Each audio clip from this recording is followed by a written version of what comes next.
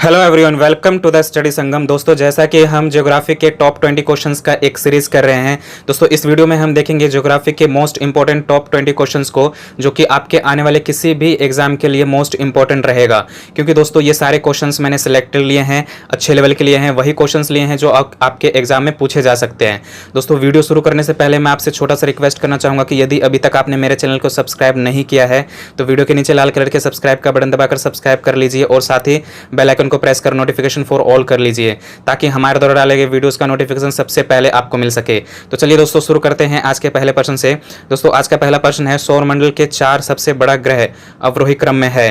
तो दोस्तों, सौरमंडल का 4 सबसे बड़ा ग्रह अवरोही क्रम में कौन से हैं? दोस्तों, अवरोही क्रम का मतलब होता है घटते क्रम में, ठीक है, यानी कि सबसे बड़ा, फिर उसके बाद उससे छोटा, फिर उससे छोटा, ठीक है। तो अवरोही क्रम का मतलब होता है घटते क्रम में। तो दोस्तों देखिए, जैसा कि आपको पता है कि सबसे बड़ा ग्रह है बृहस्पति, यानी कि पहले नंबर पे दोस्तों बृहस्पति आएगा। उसके बाद जो दूसरा ग्रह है दोस्तों, मैं आपको बता दूं, शनि है। उसके बाद यूरेनस और नेपच्यून। तो दोस्तों, इसका सही आंसर है ऑप्शन सी, बृहस्पति, शनि, यूरेनस और नेपच्यून। दोस्तों, अगला प्रश्न देखते हैं, निम्नलिखित में से कौन सा सौर परिवार से संबंधित नहीं है?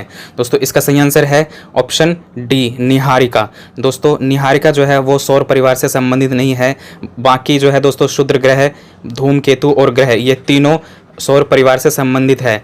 दोस्तों, निहारिका क्या होता है मैं आपको बता दूं। दोस्तों, आकाशगंगा का निर्माण हाइड्रोजन गैस के विशाल बादलों से निर्माण होता है। दोस्तों, आकाशगंगा का निर्माण कैसे होता है? आकाशगंगा का निर्माण हाइड्रोजन गैस के विशाल बादलों के संचयन से होता है, जिसे निहारिका कहते हैं, ठीक है। ये आपको याद रखना है दोस्तों, निहारिका किसे कहते हैं?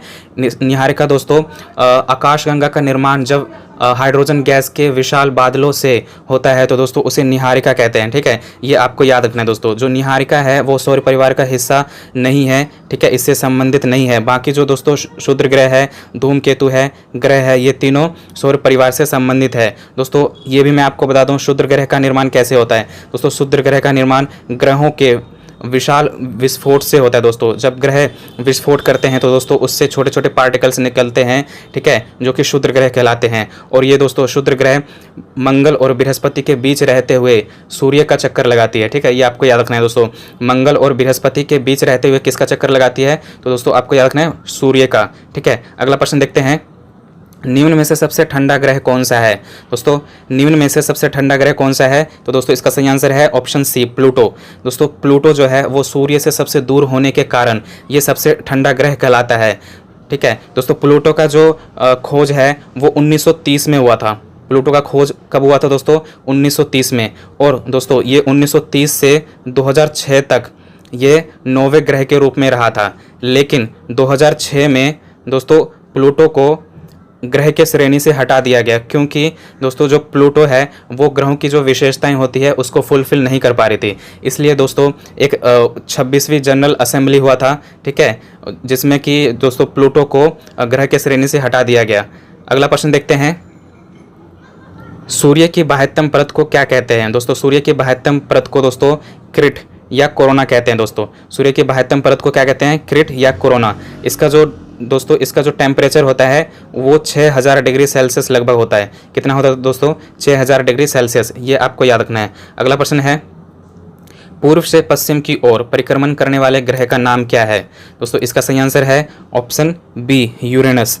दोस्तों, पूर्व से पश्चिम की ओर परिक्रमण करने वाले ग्रह का नाम है यूरेनस, ठीक है। ये आपको याद रखना है दोस्तों। यूरेनस जो है वो हमारे सौरमंडल का तीसरा सबसे बड़ा ग्रह है, ठीक है। और ये अपनी धुरी पर इस तरह से झुकी हुई है कि ये लेटा हुआ प्रतीत होता है, ठीक है, इसलिए इस ग्रह को लेटा हुआ ग्रह भी कहते हैं। ये आपको याद रखना है। अगला प्रश्न है, निम्नलिखित में से वह ग्रह कौन सा है जो रात को आकाश में दिखाई देता है? दोस्तों, इसका सही आंसर है ऑप्शन बी, मंगल। दोस्तों, मंगल का सतह लाल होने के कारण ये दोस्तों रात में भी लाल दिखाई देता है, ठीक है। यह एक ऐसा ग्रह है दोस्तों जो लाल दिखाई देता है, ठीक है, क्योंकि इसके जो दोस्तों इसका जो सतह है वो लाल कलर का है। कैसा है दोस्तों?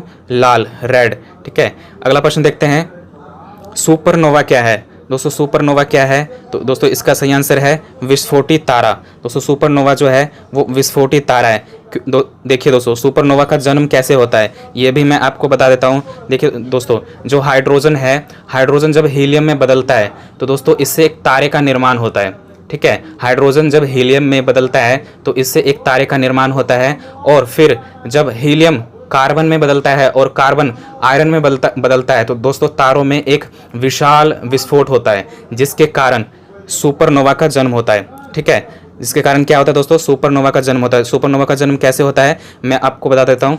देखिए, हाइड्रोजन जो है दोस्तों वो हीलियम में परिवर्तित होता है, जिसके बाद एक तारे का निर्माण होता है, और फिर दोस्तों हीलियम कार्बन में बदलता है और कार्बन आयरन में बदलता है। ठीक है, इस प्रक्रिया में एक विशाल विस्फोट होता है, जिसके कारण सुपरनोवा का जन्म होता है। उसे ही दोस्तों उस विस्फोट को सुपरनोवा कहते हैं। ठीक है, ये आपको याद रखना है। अगला प्रश्न देखते हैं, सूर्य से पृथ्वी को प्राप्त ऊष्मा को क्या कहते हैं। दोस्तों सूर्य से पृथ्वी को प्राप्त ऊष्मा को आतपन कहते हैं। क्या कहते हैं दोस्तों, आतपन। ये आपको याद रखना दोस्तों, ये मोस्ट इंपॉर्टेंट प्रश्न है, इसको आप याद रखिएगा। अगला प्रश्न है, निम्न में से कौन से ग्रहों के चारों ओर घूमने वाले उपग्रह नहीं है। दोस्तों इसका सही आंसर है ऑप्शन बी, बुध और शुक्र। दोस्तों बुध और शुक्र के चारों ओर घूमने वाले उपग्रह नहीं है। ठीक है, ये आपको याद रखना है दोस्तों। हमारे सौरमंडल का बुध और शुक्र ग्रह ही ऐसा ग्रह है जिसके चारों ओर घूमने वाले उपग्रह नहीं है। ठीक है, और दोस्तों बुध जो ग्रह है दोस्तों ये सूर्य के सबसे निकटतम ग्रह है और सबसे छोटा ग्रह है। ठीक है, उसके बाद है दोस्तों शुक्र ग्रह। ठीक है, शुक्र ग्रह जो दोस्तों है इसे पृथ्वी का जुड़वा ग्रह भी कहा जाता है, क्योंकि ये पृथ्वी आकार में पृथ्वी के समान है, और इसे सौरमंडल का सबसे गर्म ग्रह और चमकीला ग्रह भी कहते हैं। इसे सांझ का तारा और भोर का तारा भी कहा जाता है। तो इतने सारे पॉइंट्स आपको याद रखना है दोस्तों, ये सभी पॉइंट्स आपके आने वाले एग्जाम के लिए इंपॉर्टेंट है। ठीक है, अगला प्रश्न देखते हैं, सूर्य का प्रकाश हमारे पास लगभग कितने समय में पहुंचता है।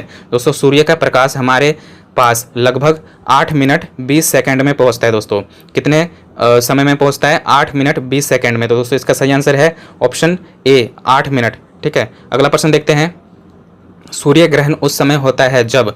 दोस्तों सूर्य ग्रहण कब होता है, तो मैं आपको बता देता हूं दोस्तों, इसका सही आंसर है ऑप्शन बी, सूर्य और पृथ्वी के बीच जब चंद्रमा आ जाता है। दोस्तों सूर्य और पृथ्वी के बीच जब चंद्रमा आ जाता है तो सूर्य ग्रहण होता है। देखिए दोस्तों, जैसे कि यह सूर्य है, ठीक है, और यह है पृथ्वी।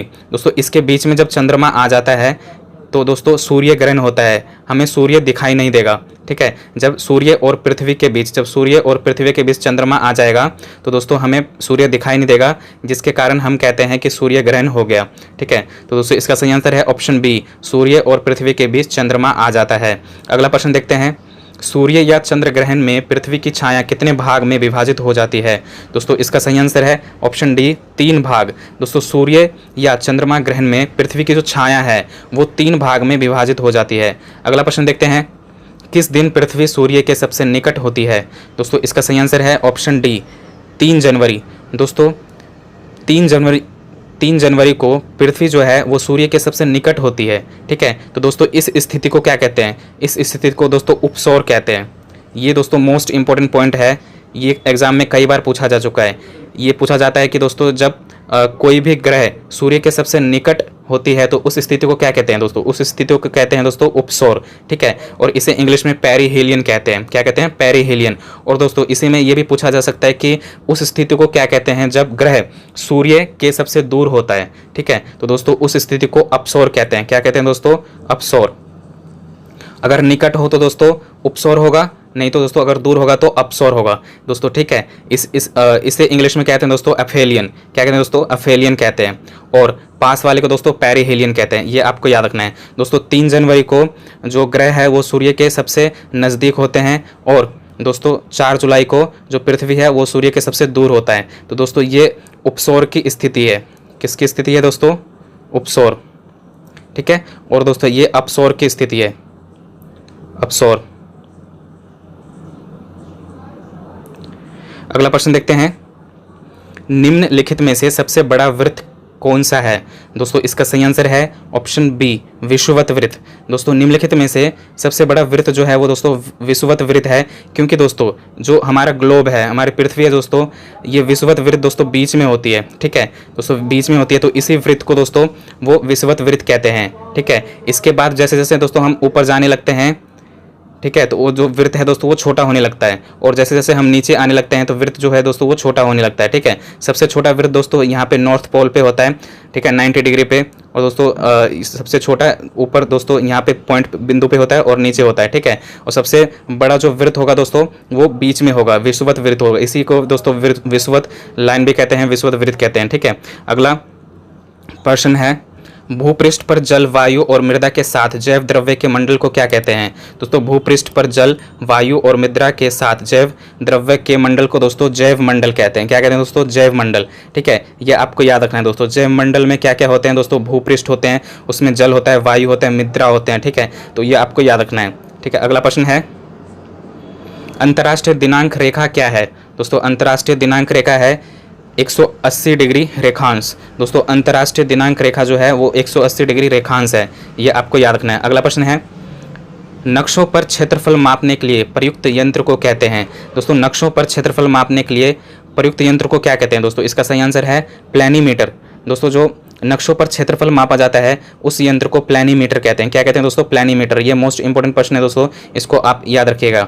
और उसी नक्शों पे दोस्तों अगर लंबाई नापा जाता है, ठीक है दोस्तों, अगर लेंथ नापा जाता है उसी नक्शे पर, तो दोस्तों उसके लिए जो यंत्र यूज होता है उसे ओपिसोमीटर कहते हैं। क्या कहते हैं? ओपिसोमीटर। तो आपको याद रखना है दोस्तों, प्लेनीमीटर जो है वो क्षेत्रफल मापने के लिए होता है, और ओपिसोमीटर दोस्तों ये लेंथ, लंबाई नापने के लिए होता है। अगला प्रश्न देखते हैं, निम्नलिखित में से कौन से बराबर वर्षा वाले स्थलों को जोड़ने वाली रेखाएं दर्शाता है? दोस्तों निम्नलिखित में से कौन से बराबर वर्षा वाले स्थलों को जोड़ने वाली रेखाएं दर्शाता है? तो दोस्तों इसका सही आंसर है ऑप्शन डी, आइसोहाइट्स। दोस्तों आइसोहाइट्स जो है वो बराबर वर्षा वाले, यहाँ पे ध्यान दीजिए दोस्तों, यहाँ पे बराबर वर्षा वाले स्थलों को जोड़ने वाली रेखाएं पूछी जा रही है, तो दोस्तों उस रेखा को आइसोहाइट्स कहते हैं। क्या कहते हैं? आइसोहाइट्स। दोस्तों मैं आपको और कुछ रेखाएं और घटक बता देता हूँ जो कि आपके आने वाले एग्जाम के लिए इंपॉर्टेंट है। ठीक है, तो देखिए दोस्तों, जैसे कि है रेखाएं दोस्तों, सबसे पहला है आइसोहाइट्स, ये दोस्तों ये वर्षा के लिए होता है। ठीक है, दूसरा है दोस्तों आइसोबार, इसका घटक है दाब। तीसरा है दोस्तों आइसोहेल, इसका घटक है दोस्तों सूर्य प्रकाश। चौथा है दोस्तों आइसोथर्म, ये तापमान के लिए होता है। और लास्ट है दोस्तों पांचवा है हाइग्रोफाइट, ये दोस्तों आर्द्रता, ह्यूमिडिटी के लिए होता है। ठीक है, तो आपको याद रखना है दोस्तों। देखिए पहला है आइसोहाइट जो वर्षा के लिए होता है, दूसरा है आइसोबार जो दाब के लिए होता है, तीसरा है दोस्तों आइसोहेल जो सूर्य प्रकाश के लिए होता है, चौथा है आइसोथर्म जो तापमान के लिए होता है, और पांचवा है दोस्तों हाइग्रोफाइट जो कि आर्द्रता के लिए होता है। ये आपके लिए इंपॉर्टेंट है दोस्तों, यहाँ से प्रश्न पूछे जा सकते हैं। ठीक है, और पूछे जाते हैं दोस्तों, इसलिए मैंने आपको ये 5 इंपॉर्टेंट रेखाएं और उसके घटक बता दिया। अगला प्रश्न है, मानचित्र बनाने की कला और विज्ञान को क्या कहा जाता है? दोस्तों मानचित्र बनाने की कला और विज्ञान को मानचित्र कला कहते हैं। क्या कहते हैं दोस्तों? मानचित्र कला। ठीक है, अगला प्रश्न है, पृथ्वी के स्थल पृष्ठ का कितना भाग रेगिस्तान है? दोस्तों पृथ्वी के स्थल पृष्ठ का कितना भाग रेगिस्तान है? दोस्तों जैसे कि देखिए हमारा दोस्तों ये पृथ्वी है, इसके कितने भाग पर दोस्तों वो है रेगिस्तान है? तो दोस्तों इसका सही आंसर है 5वां भाग। दोस्तों हमारे पृथ्वी का 5वां भाग जो है दोस्तों वो रेगिस्तान से घिरा हुआ है। ठीक है, 5वें भाग में दोस्तों रेगिस्तान है। और दोस्तों मैं आपको बता दूं दोस्तों, पृथ्वी के रेगिस्तान मोस्टली कहाँ पे देखे जाते हैं? तो दोस्तों पृथ्वी का जो रेगिस्तान है वो मोस्टली मकर और दोस्तों कर्क रेखाओं के बीच, दोस्तों मकर और कर्क रेखाओं के बीच देखने को मिलते हैं। दोस्तों रेगिस्तान जो है दोस्तों वो मोस्टली मकर और कर्क रेखा के बीच देखने को मिलते हैं। ठीक है, तो दोस्तों ये आपको याद रखना है। दोस्तों ये थे ज्योग्राफी के most important 20 questions. I hope दोस्तों आपको इस वीडियो से काफ़ी हेल्प मिला होगा। अगर आपको ये वीडियो अच्छा लगा है तो इस वीडियो को लाइक कर दीजिए, अपने दोस्तों में ज़्यादा से ज़्यादा शेयर कर दीजिए। और अगर आप मेरे चैनल पर नए हैं, अभी तक आपने चैनल को सब्सक्राइब नहीं किया है, तो वीडियो के नीचे लाल कलर के सब्सक्राइब का बटन दबाकर सब्सक्राइब कर लीजिए और साथ ही बेल आइकन को प्रेस कर नोटिफिकेशन फॉर ऑल कर दीजिए, ताकि हमारे द्वारा डाले गए वीडियोज़ का नोटिफिकेशन आपको मिल सके। दोस्तों इसका जो अगला पार्ट है वो जल्द ही आपके सामने आएगा, तो दोस्तों इस चैनल को सब्सक्राइब कर लीजिए। और दोस्तों आपके आने वाले किसी भी एग्जाम के लिए ये चैनल मोस्ट इंपॉर्टेंट है, क्योंकि यहाँ पे दोस्तों एग्जाम से रिलेटेड नोटिफिकेशन और इंपॉर्टेंट टॉपिक्स अपलोड किए जाते हैं डेली। ठीक है, तो ये आपको याद रखना दोस्तों। इस वीडियो को दोस्तों लाइक कर दीजिए, चैनल को सब्सक्राइब कर लीजिए, ठीक है, और शेयर भी कर दीजिए। दोस्तों मिलते हैं अगले वीडियो में, तब तक के लिए good bye, thanks for watching, जय हिंद।